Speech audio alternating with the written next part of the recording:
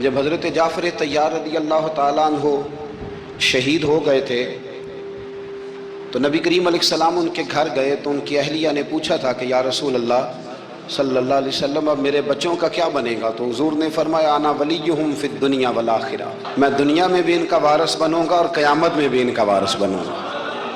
شہید کے بچوں کے لیے یہ جذبات دیے نبی پاک صلی اللہ علیہ وسلم نے، فرمایا دنیا میں بھی میں وارث ہوں، قیامت میں بھی میں وارث ہوں۔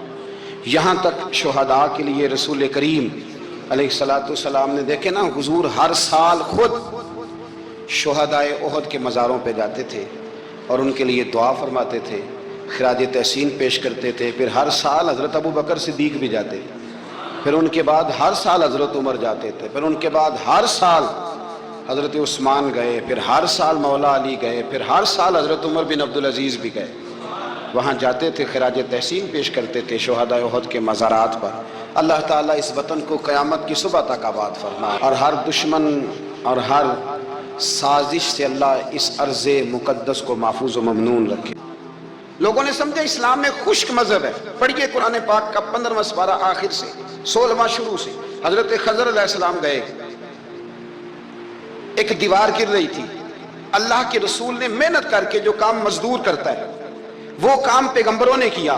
حضرت موسیٰ اور جناب خضر نے دیوار سیدھی کی، اور جس بستی کی دیوار سیدھی کر رہے ہیں انہوں نے پانی بھی نہیں پلایا، کھانا بھی نہیں پوچھا، لیکن حضرت سیدنا خضر علیہ السلام نے دیوار سیدھی کر دی، محنت کی، کوشش کی، پسینہ بھی آیا، تھکاوٹ بھی۔ حضرت موسیٰ علیہ السلام فرمانے لگے خضر سمجھ نہیں آئی، یہ تو اتنے خشک لوگ ہیں، پانی تک نہیں پلایا اور آپ نے اتنی محنت کر کے دیوار سیدھی کی، تو پڑھ لینا آپ قرآن پاک۔ حضرت جناب خضر علیہ السلام کہنے لگے کہ یہ اصل میں نا ان کے لیے نہیں کیا، یہ کسی نیک کی نسبت ہے، اس دیوار کے نیچے خزانہ ہے، دیوار گر جاتی خزانہ ظاہر ہو جاتا، خزانہ یتیم بچوں کا ہے۔ اور یہ قرآن مجید نے فرمایا وَقَانَ أَبُوهُمَا صَالِحًا، اور فرمایا یہ اس لیے ان بچوں کا خزانہ بچایا ہے کہ ان کا باپ بڑا نیک آدمی تھا۔ قاضی ثناء اللہ صاحب پانی پتی تفسیر مظہری میں لکھتے ہیں کہ وہ ڈائریکٹ باپ نہیں تھا، دادا نہیں تھا، پردادا نہیں تھا، بلکہ 7ویں پشت میں جا کے ان کا باپ بنتا تھا۔ تو رب نے فرمایا ایک بندہ نیک ہو تو میں نیچے 7 پشتوں پہ فضل فرمایا کرتا ہوں۔ اگر ایک بندہ نیک ہو اور 7ویں نسل میں جو اس کی اولاد ہو، اس کے خزانے کی حفاظت کے لیے اللہ نبیوں کی ڈیوٹی لگاتا ہے، تو بتائیے پھر میرے نبی کی اولاد کی کیا شان ہوگی، پھر اہل بیت نبوت کا کیا مقام ہوگا، پھر رسول اللہ کے خاندان کا کیا مرتبہ ہوگا۔ نبی کریم صلی اللہ تعالی علیہ حضور کے صحابہ ادراک والے لوگ تھے، بصیرت والے۔ نبی پاک کے خرچے بڑے، گھر میں 9 ازواج ہیں، 4 شہزادیاں ہیں، مہمان آتے جاتے۔ انہوں نے ایک پروگرام بنایا کہ ہر مہینے ہم اتنے پیسے جمع کریں گے اور یہ جہاد کے لیے نہیں دیں گے، یہ مسجد کے لیے نہیں دیں گے، یہ صحابہ صفا کے لیے نہیں، یہ خالصتاً سرکار کی بارگاہ میں پیش کریں گے۔ یا رسول اللہ یہ رکھ لیں اور جہاں آپ کا دل کرے آپ اپنی ذات پر، مہمانوں پر، گھر پہ خرچ کریں۔ اچھا جی جمع تو کر لیے ہیں، تو اب حضور کو پیش کون کرے گا؟ ڈیوٹی لگی حضرت عباس کی کہ محبوب کے چچا ہیں، یہ پیش کریں گے۔ حضرت عباس وہ پیسے لے کے دروازہ رسول پہ پہنچے، سیانے بندے تھے تو لفظ بڑے سمجھداری کے ساتھ تلاش کیے، عرض کی یا رسول اللہ صلی اللہ علیہ وسلم آپ کے دن بھی ہمارے لیے ہیں، راتیں بھی ہمارے لیے، آپ دن کو ہمیں تبلیغ کرتے ہیں اور رات کو رو رو کے ہماری بخشش کی دعائیں کرتے ہیں، حضور آپ کے 24 گھنٹوں پہ ہمارا ہی حق ہے، ہمارے لیے وقف کر دیا آپ نے۔ حضور ہم ایک حرف کا، ایک جملے کا بدلہ نہیں دے سکتے، یہ تھوڑا سا نذرانہ ہے، ہمیں پتہ ہے اخراجات بڑے ہیں اور ظاہراً آمدن کے ذرائع کو نہیں تو قبول کر لیں۔ حضور کو جواب دینے ہی لگے تھے کہ اللہ پاک نے قرآن پاک نازل کر دیا، سورہ شورى کی آیت نمبر 23، فرمایا محبوب قل لا اسألکم علیہ اجرا، محبوب ان سے فرما دو کہ اس تبلیغ دین پر گویا طائف میں پتھر کھانے سے لے کر احد میں دانت شہید کرانے تک، لا اسألکم علیہ اجرا، میں تم سے کسی اجر کا سوال نہیں کرتا، الا المودۃ فی القربى، ہاں اگر کچھ کرنا ہے تو میرے اہل بیت سے پیار کرتے رہنا، میرے اہل بیت سے۔ یا رسول اللہ یہ کون ہے؟ فرمایا مولا علی، سیدہ فاطمہ اور ان کی اولاد حسن سے پیار کرنا، حسین سے پیار کرنا۔ میرے رسول پاک نے فرمایا فاطمہ تو بدعت منی، لوگوں فاطمہ کو میرے وجود سے الگ نہ سمجھنا، یہ میرے جگر کا ٹکڑا ہے۔ اور حضور فرمانے لگے جس نے فاطمہ کو راضی کیا اس نے محمد عربی کو راضی کر لیا۔ میں اس سے راضی ہوں جس نے میری بیٹی کو راضی کیا. اور فرمایا جس نے اسے ناراض کیا، اللہ کرے یہ چھوٹی بات نہیں بڑی بات کر رہا ہوں، فرماتے ہیں جس نے اسے راضی کیا اس نے مصطفیٰ کو راضی کر لیا. اور فرمایا جس نے مجھے راضی کیا اس نے اللہ کو راضی کر لیا. اور حضور فرمانے لگے النظر الی وجہ علی عبادہ، علی کو تو دیکھتے رہو گے تو رب کی عبادت کا ثواب ملتا رہے گا. کچھ لوگ پریشان تھے کہ حضور سارے تو نہیں نہ دیکھ سکیں گے مولا علی کو. حضور نے اس کا بھی جواب دیا، فرمایا ذکر علی عبادہ، تو بس علی علی کہتا رہے تجھے رب کی عبادت کا ثواب ملتا رہے گا. علی کا ذکر بھی عبادت. اس خاندان کے ساتھ پیار کرنا. میرے اعلیٰ حضرت فاضل بریلوی رحمت اللہ علیہ سے کسی نے پوچھا سید کو زکوٰۃ دے لیں؟ اس کا سادہ سا جواب تھا نہیں لگتی، بات ختم ہو جاتی. پر اعلیٰ حضرت نے نا ایک پورا صفحہ لکھا، بلکہ 1.5 صفحہ ہے، فتاوی رضویہ کی 8ویں جلد میں. حضور زکوٰۃ دے لیں تو اعلیٰ حضرت نے دلائل لکھے کہ سید کو زکوٰۃ نہیں لگتی. پھر آخر میں کہنے لگے جن کے نانا کا صدقہ کھاتے ہو انہیں زکوٰۃ دینی ہے. آپ فرمانے لگے تو نبی پاک کے مبارک بچوں پر اپنا مال خرچ کر، یہاں بھی اجر ملے گا وہاں بھی اجر ملے گا. اور پھر اعلیٰ حضرت نے حدیث لکھی ہے کنز المال کے حوالے سے. کمال کرتے ہیں جب آپ اس طرف آتے ہیں نا، خدمت سادات کا پورا باب بیان کیا. فرمانے لگے رسول کریم علیہ السلام نے فرمایا جس نے عبد المطلب کی اولاد کے ساتھ نیکی کی، بات ہی ختم کر دی. عبد المطلب کی اولاد میں حضرت عباس کا خاندان بھی شامل، عبد المطلب کی اولاد میں حضرت جعفر طیار کا خاندان بھی شامل، حضرت سیدنا میر حمزہ کے بچے بھی شامل. حضور فرمانے لگے جس نے عبد المطلب کی اولاد کے ساتھ نیکی کی، قیامت کے دن مجھ پر لازم ہے کہ جب وہ مجھ سے ملے گا تو میں اسے صلہ دوں گا. میں اسے، اعلیٰ حضرت یہ حدیث لکھ کے کہتے ہیں ہمیں صلے کی ضرورت ہی نہیں ہے. جو نبی پاک نے کہہ دیا نا جب وہ مجھ سے ملے گا، تو مصطفیٰ سے ملنا ہی سب سے بڑا صلہ ہے، یہی سب سے بڑا صلہ ہے. بیدم شاہ بارسی کہنے لگے عدم سے لائی ہے ہستی میں آرزو رسول، عدم سے لائی ہے ہستی میں آرزو رسول، یہ کہاں کہاں لیے پھرتی ہے جستجو رسول. ہمیں عدم سے لائی ہے ہستی میں آرزو رسول، اور کہاں کہاں لیے پھرتی ہے جستجو رسول. عجب تماشا ہو میدان حشر میں بیدم کہ سب ہوں پیش خدا اور میں روبرو رسول. سب ہوں پیش خدا اور میں روبرو رسول. میں حضور کے سامنے. تو محبوب فرمانے لگے جب وہ ملے گا نا تو اجر میں دوں گا. تو پتہ یہ چلا خدمت سادات، ان سے پیار کرنا، اہل بیت نبوت سے ان کی شان کو سمجھے. مرتبے والے کا مرتبہ ہمیشہ سمجھنا چاہیے، ہمیشہ. جس کو اللہ نے مرتبہ دیا ہے اس کے مرتبے کو سمجھے. میرے رسول کریم علیہ السلام نا ذرا اعزازی وقت دیتے تھے. یہ سارا دن ہی امام حسن اور حسین مسجد میں رہتے تھے، سارا دن ہر وقت حضور کے ساتھ کھیلتے تھے. ان کا دروازہ مسجد نبی میں کھلتا تھا گھر کا. لیکن اس کے باوجود حضور فرماتے فاطمہ آج میرا دل کرتا ہے تمہارے گھر آ کے رات گزاروں. بھئی کوئی گھر بڑی دور ہے، یہ تو ساتھ ہی تو ہے. تو سیدہ فاطمہ فرماتی ہیں میں نے کہا حضور بڑی خوش نصیبی ہے تو محبوب نا رات کو میرے گھر میں آ کے سوئے. فرماتی ہیں میں نے چارپائی بچھائی نبی پاک کے لیے، ایک شخص کے سونے کی جگہ تھی. حضور نے فرمایا میں تو حسن حسین کے لیے آیا ہوں. یا رسول اللہ پھر فرمایا یہ میرے ساتھ سوئیں گے. میں نے عرض کی حضور آپ کو دقت ہوگی، کیسے سوئیں گے؟ تو نبی پاک علیہ السلام نے فرمایا میں سلا لوں گا. حضرت فاطمہ کہتی ہیں ایک کندھے پہ حضور نے امام حسن کو لٹا لیا اور دوسری سائڈ پہ امام حسین کو لٹا لیا. کہتی ہیں امام حسین کی عادت تھی وہ رات کو دودھ مانگتے تھے، میں نے برتن میں رکھا ہوتا تھا، میں ڈال کے دیتی تھی. بچے مانگتے ہیں نا رات کو دودھ. فرماتی ہیں رات کو نا امام حسین نے دودھ مانگا، میں اٹھنے لگی دودھ دینے کے لیے، پر حبیب نے فرمایا بیٹے تو لیٹ جا، آج میرے ساتھ سویا تو دودھ بھی میں ہی پلاؤں گا. کہتی ہیں کئی دفعہ دودھ مانگا تو کئی دفعہ میرے رسول پاک نے انہیں دودھ پلایا. اور یہ ہر نانا نواسوں سے پیار کرتا ہے، پر یہ خالی نانا نہیں نا، یہ امام الانبیاء بھی ہیں، یہ امام الانبیاء بھی ہیں، یہ سرور کون و مقام. ان کا ہر کام اللہ کے حکم سے ہے، اللہ کے حکم سے.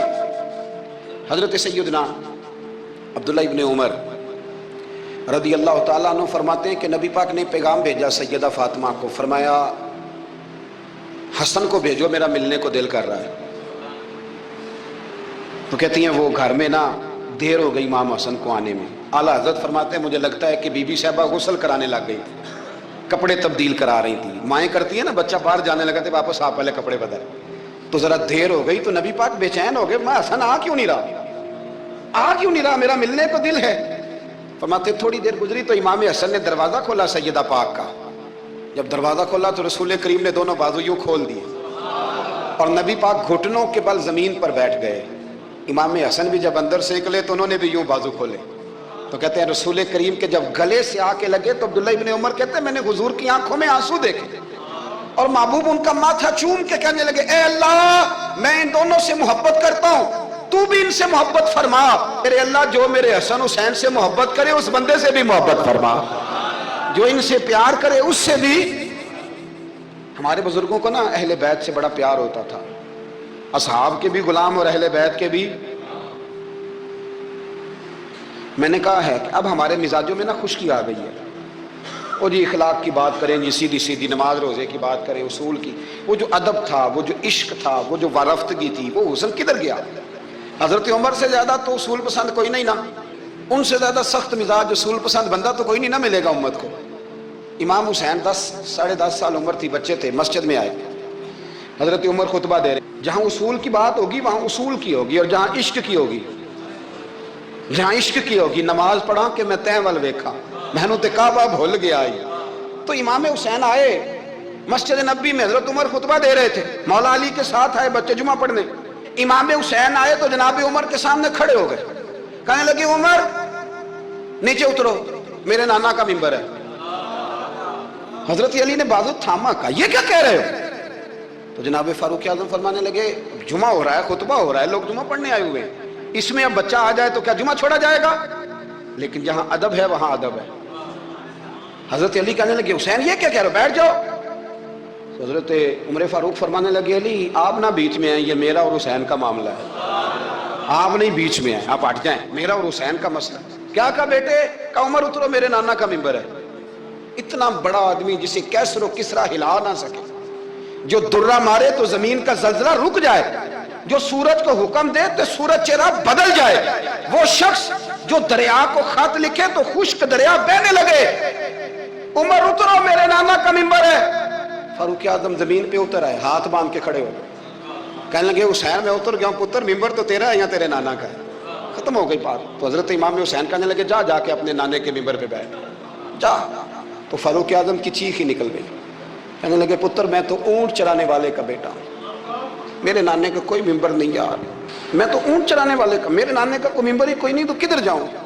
امام حسین کہا اچھا کوئی نہیں ممبر آپ کے نانا کا کوئی نہیں؟ کہا نہیں. چل ٹھیک ہے پھر میرے نانا کے ممبر پہ بیٹھ جاؤ, میرے نانا کے ممبر پہ بیٹھ جاؤ. مجھے لگتا ہے فاروق اعظم بولے ہوں گے, انہوں نے کہا ہوگا کہ لوگوں میں مرضی سے نہیں بیٹھا, مجھے ابو بکر نے بٹھایا تھا, پھر حسین کے کہنے پہ اترا ہوں, اب دوبارہ مجھے حسین ابن علی نے بٹھایا ہے, کسی میں جرت ہے تو عمر کو ہلا کے دکھائے, طاقت ہے. تو بھئی یہ پیار رسول اللہ کے خاندان سے, یہ وارفتگی, یہ ذوق, ہم تو ہٹ گئے ان چیزوں سے. شیخ الاسلام والمسلمین خواجہ قمر الدین سیالوی, خواجہ صاحب سچ مچ کے شیخ الاسلام تھے, اور اللہ تعالیٰ نے انہیں بڑا ہی اعزاز عطا فرمایا, بڑی بات تھی. ایسے شیخ بھی کم دنیا میں ہوتے ہیں, اور 20 علماء ان کے مرید تھے. پنڈی کے علاقے میں نا اپنے بہت سارے علماء, کسی علماء کی میٹنگ میں گئے تھے, علماء کافی تھے, تو ایک سید عالم تھے, انہوں نے نماز پڑھائی, عالم بھی تھے اور سید بھی تھے, جماعت کرائی. تو نماز کے بعد پتہ چلا کہ کوئی ایسی واضح غلطی ہو گئی ہے کہ نماز ہوئی نہیں. اب ہمارے تو کسی نمازی کو کسی مسئلے کا پتہ چل جائے دوسروں کو جینے نہیں دیتا, کہتا صرف میری نماز ٹھیک ہے, تم سب کی غلط ہے. اور پھر بندہ عالم ہو, اسے پتہ ہو مسئلے کا, تو پھر وہ سانس لینے دے, یہ بڑا مشکل کام ہے. علم یہاں بالکل زیادہ ہو تو پھر بندے کو حوصلہ ہوتا ہے اس پہ, کو پتہ ہے تھوڑا پانی ہوتا ہے نا برتن میں تو آوازیں زیادہ نکالتا ہے. علماء سارے کہنے لگے جی جلدی سے بتائیں جی حضرت صاحب وہ نماز نہیں ہوئی. تو خواجہ صاحب نہ چپ کر جو, پتہ مجھے بھی ہے نماز نہیں ہوئی, پر مسئلہ یہ ہے نیرا مولوی نہیں نا, یہ رسول اللہ کا خاندان ہے, اور تیری نسل پاک میں ہے بچہ بچہ نور کا. فرمایا یہ حضور کا خاندان ہے, چپ کر جاؤ, طریقے سے بات کرنی, ادب سے. اور کوئی عالم ہوتا تو میں لقمہ دیتا, یہ سادات ہیں, چپ کرو. چلو کہنے لگے میں نہ سوچ رہا ہوں کہ کوئی جملہ مل جائے تو شاہ جی کو کہوں کہ نماز نہیں ہوئی. حالانکہ بڑے عالم تھے خواجہ صاحب, بہت زبردست قسم کے محقق عالم. تھوڑی دیر کے بعد کہنے لگے لو جی مجھے نا مل گیا جملہ, میں شاہ جی کو بتانے لگا ہوں. کب بتائیں؟ تو سلام لیا آگے جا کے, شاہ جی کے ہاتھ چومے, کہنے لگے حضور آپ کے پیچھے نماز پڑھی ہے, سید ہیں تو مزہ بڑا آیا ہے, ان 4 رکعتوں کا بڑا ہی مزہ آیا ہے. ہمارا دل کرتا ہے ایک دفعہ یہی نماز دوبارہ نہیں پڑھا دیتے, مزہ ہی بڑا آیا ہے نا ذرا. ایک دفعہ دوبارہ نہیں پڑھا دیتے نماز، مزہ پڑا ہے؟ تو شاہ جی کہنے لگے لگ مجھے بھی رہا تھا نماز کوئی نہیں ہوئی، پر میں کہہ رہا تھا شاید میرا وہم ہی ہو، لگ رہا تھا کہ نماز نہیں ہوئی۔ آپ بڑے سمجھدار آدمی ہیں، آپ نے سید کا ادب بھی بچا لیا ہے اور مسئلہ بھی بتا دیا ہے۔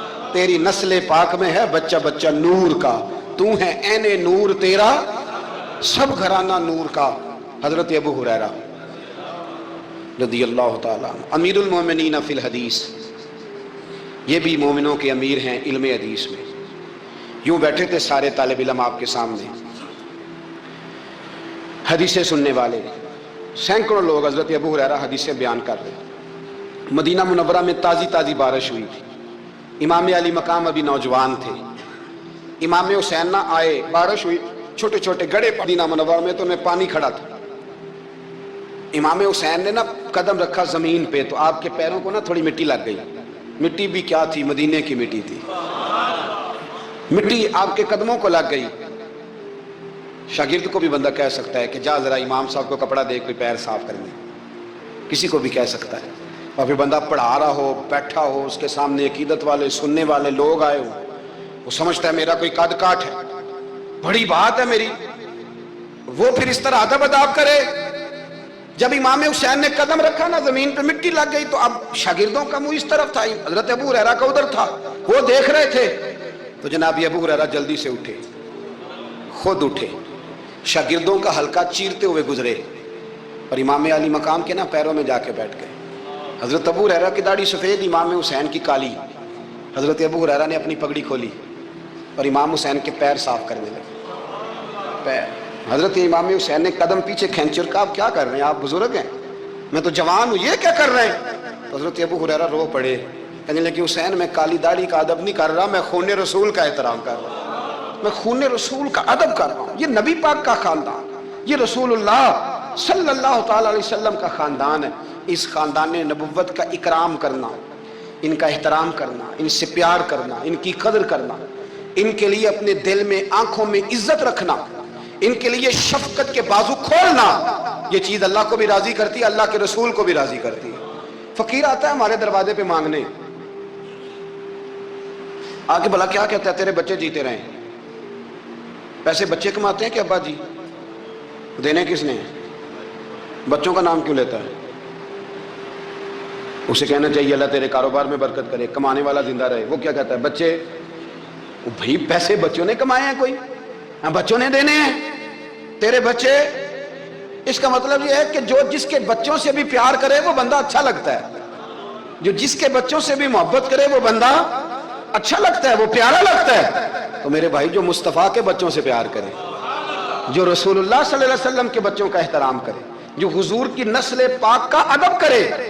میرے اعلیٰ حضرت رحمت اللہ علیہ کا طریقہ تھا کہ اگر کوئی سید شاگرد آتا تھا نا، سید زادہ، تو اعلیٰ حضرت اس طرح کرتے تھے کہ جہاں استاد بیٹھتا ہے وہاں اسے بٹھاتے تھے، اور جہاں لائنوں میں پھٹیوں پہ شاگرد بیٹھ کے پڑھتے ہیں وہاں خود بیٹھتے تھے، اور فرماتے تھے شاہ جی یہ آپ کے گھر کا ہی ہے سارا کچھ، چلو ڈیوٹی ہماری لگ گئی تھی بتانے کی تو میں آپ کو پڑھا دیتا ہوں، یہ آپ کا ہی ہے۔ آپ حضرت عمر بن عبدالعزیز کے پاس کوئی سید زادہ آتا تھا تو آپ تخت سے اتر آتے تھے، اس کو تخت دیتے تھے، کرسی دیتے تھے، اس پر بٹھاتے تھے۔ اب تو خشکی ہے، تو نہ استاد کا ادب ہے، نہ عالم کا ادب ہے، نہ سفید داڑھی والے بزرگ کا ادب ہے، تو باتیں ہیں، کہانیاں ہیں، داستان سرائی۔ ادب والا آدمی سمٹا ہوا ہوتا ہے، ادب والا بندہ مہذب آدمی ہوتا ہے، اس میں بہت ساری جگہوں پہ شرم ہوتی ہے، بڑے معاملات ہوتے ہیں، بڑی ساری آزمائشیں۔ اللہ تبارک و تعالی ہمیں اہل بیت نبوت کا پیار عطا فرمائے۔ آخر دعوانا وہ بچے نا، بچوں میں سے ایک بچے کی گیند آ گئی باغ میں، بچہ گیند لینے آیا تو امام صاحب اٹھ کے کھڑے ہو گئے، وہ کاغذ شاغذ سارے بکھر گئے، بچہ گیند لے کے چلا گیا، شاگرد چپ رہے، چلو دوبارہ سے کتابیں سمیٹی، ڈھونڈا سارا کچھ، پھر سے کام شروع ہوا، چند منٹ گزرے تو بچہ پھر آ گیا گیند لینے، امام صاحب پھر اٹھے، پھر سارا کچھ بکھر گیا، شاگردوں نے برداشت کیا۔ سارے شاگردوں میں برداشت بھی نہیں ہوتی، شاگردوں کی بھی موج ہوتی ہے، شاگردوں مریدوں کا بھی اپنا اپنا وقت ہوتا ہے خدمت کرنے کا، اپنا اپنا سٹائل ہوتا ہے ادب کرنے کا۔ دور بڑا منفرد آ گیا، تیسری دفعہ، چوتھی دفعہ، 5 دفعہ ہو گئی تو بس شاگردوں کی جو صبر تھا، حوصلہ، وہ جواب دے گیا۔ بچہ پتہ نہیں کتنی دفعہ آئے گا، جب وہ بچہ پھر آیا، امام صاحب بوڑھے آدمی تھے، گھٹنوں میں درد بھی تھی، بڑی مشکل سے اٹھتے، چیزیں ساری بکھر جاتی، وہ بچہ جب 7ویں دفعہ تو امام صاحب پھر اٹھے، تکلیف سے اٹھے. امام ابو یوسف عرض کرنے لگے حضور یہ بچہ ہے, اس کی تو ڈیوٹی لگی ہوئی ہے گیند لانے کی, تو 100 دفعہ آئے گا. تو امام صاحب فرمانے لگے یہ 100 دفعہ آیا تو میں 100 دفعہ اٹھوں گا, آنے دو. کہ حضور کیوں آپ اٹھیں گے؟ فرمایا یہ میرے استاد کا پوتا ہے.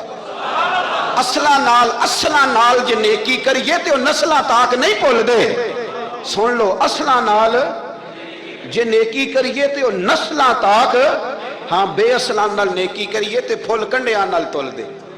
بے اصلاں نال, میں میرے استاد کا پوتا ہے تو اٹھوں نا, یہ 100 دفعہ ہے میں اٹھوں گا, میں نے اس گھر سے فیض لیا ہے, یہاں ڈیوٹی کرنا میری ذمہ داری کا حصہ ہے, سوال ہی نہیں پیدا ہوتا. صحابہ کرام فرماتے ہیں نبی پاک کے اخراجات بہت زیادہ تھے, آمدن کوئی نہیں تھی, بظاہر بڑے خرچے تھے, مہمان بڑے آتے تھے, بڑے معاملات تھے, اور دین کا کام بذات خود ایک محنت ہے. ہمارے یہاں لوگ بڑا کہتے ہیں علماء جی یہ پیر صاحب کرتے کیا ہیں؟ میں کہتا ہوں پیر صاحب نے نوکری لوا دے. کہتے وہ فلانے مفتی صاحب ڈیوٹی کیا کرتے ہیں؟ میں کہتے ہیں دینے نو دیہاڑی لے جائے کر مفتی صاحب نو, نہ مستریاں نہ لائے نو, تاکہ روٹی تو کھا لینا. اور خدا کے بندو, جو بندہ سویرے ڈیوٹی کرنے جائے گا وہ شام کو آ کے ریسرچ کر سکے گا کتاب و سنت پہ؟ وہ ایک صفحہ پڑھے گا تو سو جائے گا. اس لیے حضرت عمر فاروق نے یہ کام امت کو بتایا, فرمایا علماء کو تنخواہ دو, اور مسجد کے امام کی تنخواہ حضرت عمر نے گورنر, صوبے کے گورنر کے برابر لگائی تھی, اور خطیب کی تنخواہ گورنر سے زیادہ ہوتی. فرماتے تھے یہ ذہنی طور پر فارغ رہیں گے, سہولت میں رہیں گے تو صحیح دین پڑھیں گے اور صحیح کر کے پڑھائیں گے. اگر یہ الجھے رہیں گے کہ سویرے بل جمع کرانا ہے تو ان کے لیے بڑی دشواری ہو جائے. لیکن ہمارا ماحول کیا ہے, عالم جب تخصص کر لیتا ہے نا تو پی ایچ ڈی کے برابر ہو جاتا ہے.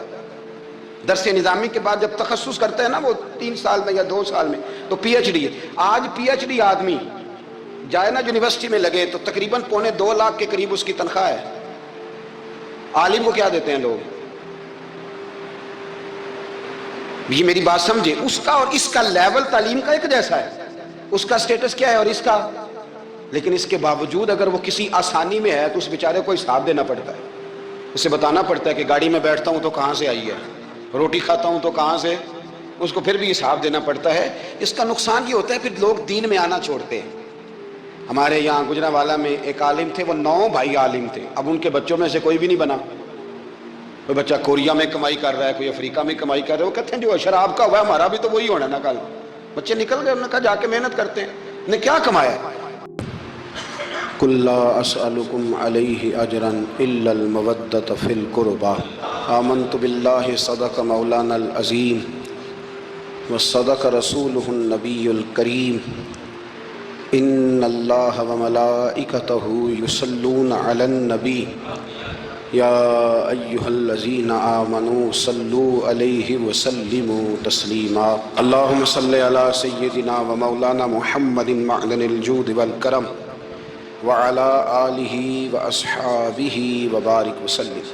حمد و صلاۃ کے بعد ہمارے ہاں سیاستدانوں کو, لیڈروں کو اور افسران کو یاد رکھا جاتا ہے, لیکن وہ سپاہی جو سرحدوں کی حفاظت کرتے ہوئے جانیں تک قربان کر دیتے ہیں, ان کے ناموں کا زیادہ ذکر نہیں ہوتا. یوم دفاع پاکستان کے موقع پر ہم ان کی بلندی درجات کے لیے دعا بھی کرتے ہیں اور اپنے پاک فوج کے ان شہیدوں کو خراج تحسین بھی پیش کرتے ہیں. وہ مائیں سلوٹ کے قابل ہیں جنہوں نے ایسے بیٹے پیدا کیے, جوان کیے. وہ بچے, وہ خواتین جنہوں نے اپنے سر کی چھاؤں اور چھت وطن کے لیے قربان کی. اللہ تعالیٰ یہاں بھی انہیں جزا عطا فرمائے اور صبح قیامت بھی اللہ بہترین صلہ عطا فرمائے. سرحدوں پہ جو لوگ کھڑے ہیں یہ بیچارے بڑی جد و جہد کرتے ہیں. اصل یہ لوگ پہرے دار بھی ہیں, نگہبان بھی ہیں.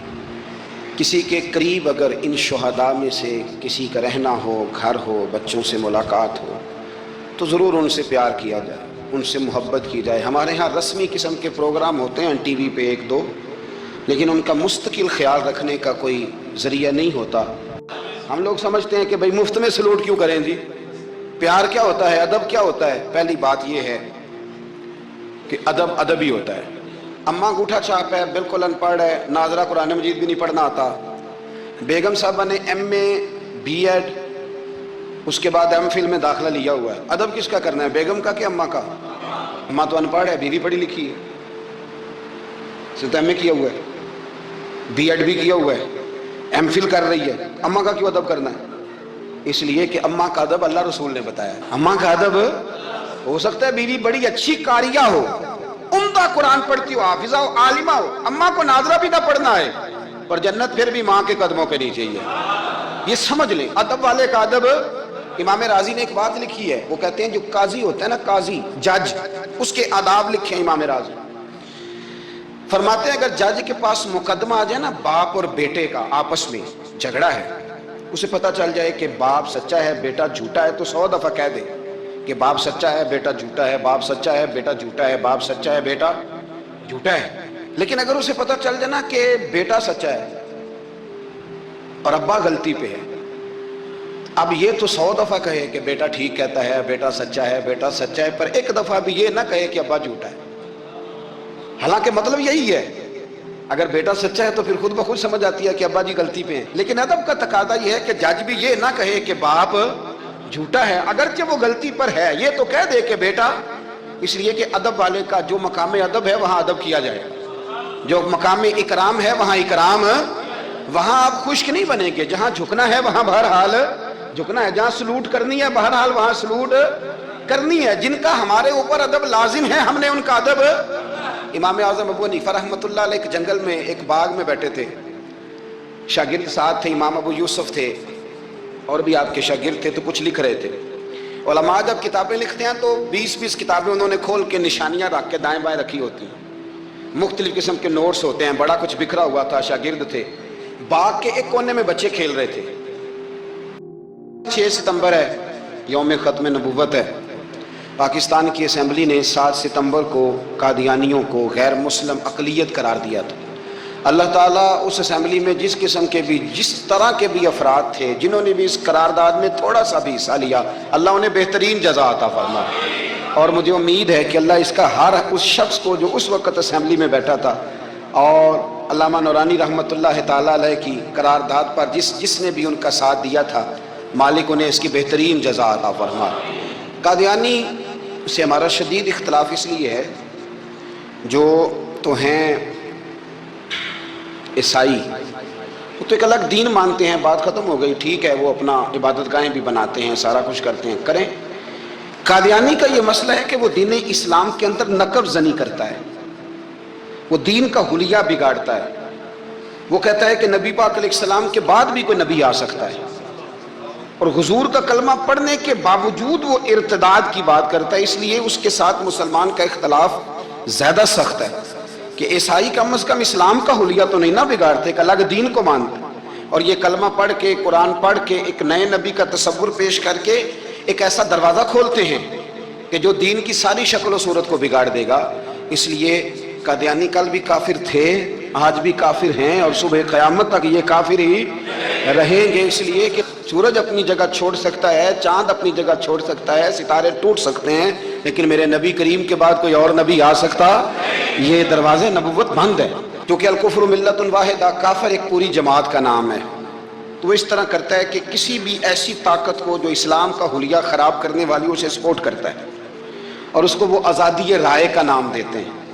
تو ہم کہتے ہیں کہ بھئی آزادی رائے اور ہوتی ہے, لیکن کسی دین کے اندر شامل ہو کے اس دین کا حلیہ بگاڑنا یہ بات اور ہوتی. اس لیے قادیانی غیر مسلم اقلیت ہیں, ان کو چاہیے اقلیت کی طرح وقت گزاریں, وہ اسلام کا نام لے کے کسی جگہ بھی اسلام میں کسی قسم کا رخنہ ڈالنے کی کوشش نہ کریں. اللہ تبارک و تعالی مسلمانوں کو ہمیشہ غیرت ایمانی عطا فرمائے اور نبی پاک علیہ السلام کے قدموں کے ساتھ وابستگی نصیب فرمائے. ہمارا مضمون ہے عظمت اہل بیت. اسلام خشک مذہب نہیں ہے, صرف اخلاق کی بات کرو, نماز پڑھو, دھیان سے روزہ رکھو, عبادت کرو, زکوٰۃ دو اور ختم ہو جائے بات. اسلام وارفتگی والا دین ہے, اسلام محبت والا دین ہے, ذوق والا دین ہے, شوق والا. میری ملت میں آج جو آدمی بڑا گناہگار ہوتا ہے نا, کلین شیف ہوتا ہے, بے نمازی ہوتا ہے, بڑا سخت ہوتا ہے, نوجوان بڑا کچھ کرتا ہے, یہ ان ساری غلطیوں کے باوجود بھی جب نبی پاک کا نام آتا ہے تو اس کے سینے میں جذبات ابھر جاتے ہیں. کیونکہ اسلام ایک ذوق کا نام ہے, ایک شوق کا نام ہے, ایک درد کا نام ہے. جب رسول کریم صلی اللہ علیہ وسلم کی بات آتی ہے تو گرچہ وہ بڑا گناہگار ہے, لیکن اس کے اندر حضور کی محبت موجود ہوتی ہے، وہ چھلک آتی ہے، اس کا چہرہ کھل اٹھتا ہے کہ یہ رسول کریم کی بات ہو رہی ہے صلی اللہ علیہ۔ تو اسلام ہمیں آداب سکھاتا ہے، نسبتوں کا ادب سکھاتا ہے، اسلام ہمیں اکرام سکھاتا ہے، اسلام ہمیں کہتا ہے کہ استاد کی اولاد کا بھی ادب کرو، اسلام ہمیں کہتا ہے کہ اپنے محسن کے بچوں کا بھی ادب کرو۔ اسلام یہ بتاتا ہے۔ ہمارے ہاں خشکی ہوتی جا رہی ہے، بزرگوں نے لکھا ہے کہ 3 قسم کے لوگ کسی کے مرید نہیں ہوتے۔ ایک چودھری صاحب جو ہوتے ہیں وہ بھی کسی کے عقیدت مند ہو سکتے، ان کے اپنے بڑے مرید ہوتے ہیں۔ تو اسی طرح جو آدمی پڑھ لکھ جائے اس کا بھی کوئی پیر، کوئی مرشد، کیونکہ وہ خود سب سے زیادہ پڑھا لکھا ہے۔ اور تیسرا جو آدمی مالدار ہو، سیٹھ صاحب ہو، اس کا بھی کوئی رہنما، مقتدا، کیونکہ وہ کیسے جھکے گا کسی کے آگے، سلوٹ کیسے کرے گا۔ چند لوگ ایسے ہیں معاشرے میں جو دور ہو جاتے ہیں کیف سے، سرور سے۔